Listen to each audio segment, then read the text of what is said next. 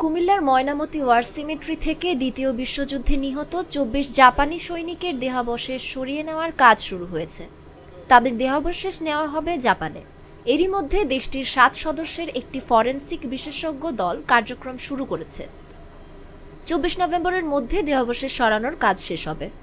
রোববার বিকেল পর্যন্ত সেখানে খনন করা হয়েছে ১০টি সমাধি।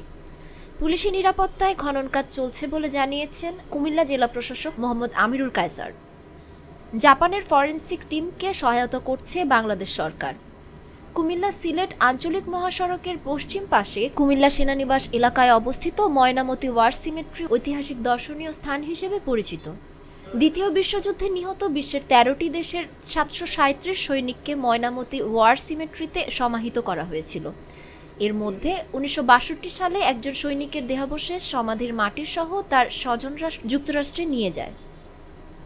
বর্তমানে এই সমাধিতে ২৪ জাপানি সৈনিকের মরদেহ রয়েছে। বুধবার থেকে সমাধিতে খনন কাজ শুরু হয়। সমাধিস্থলে মাটি খুঁড়তেই মিলছে দ্বিতীয় বিশ্বযুদ্ধে নিহত জাপানি সৈনিকদের মাথার খুলি সহ শরীরের বিভিন্ন অংশের হাড়। কি boss, vital match, tough opponent, tension? Come on bro, অপোনেন্টকে নিয়ে ভাবার সময় আছে।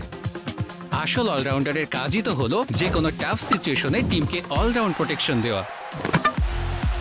জাস্ট লাইক মাই টাইলক্স, যার অ্যান্টিব্যাকটেরিয়াল এজেন্ট টয়লেটের কোনায় কোনায় পৌঁছে ৯৯% জীবাণু ধ্বংস করে, টয়লেটের কঠিন দাগ ও দুর্গন্ধ দূর করে টয়লেটকে রাখে ক্লিন আর সুবাসিত।